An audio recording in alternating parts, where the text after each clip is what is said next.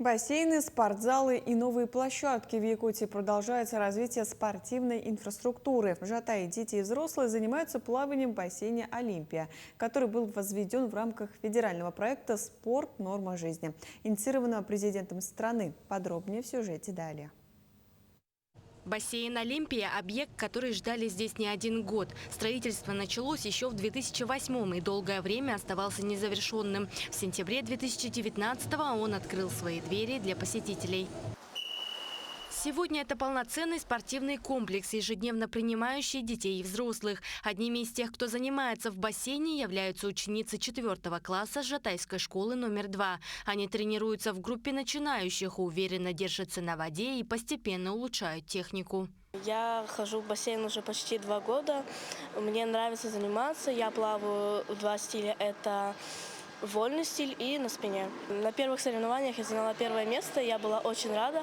Ну и я прошла соревнований 10, наверное, за 2 года. Я занимаюсь полгода. Мне очень нравится, так как это мой 3-й дом, не считая школы и дома.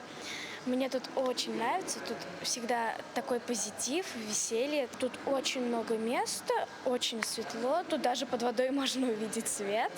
Всего в бассейне занимаются порядка 240 детей. Занятия ведут квалифицированные тренеры, многие из которых имеют значительный практический опыт. Один из них – Виктор Данилов. В профессии он уже 4 года. Этот бассейн самый лучший.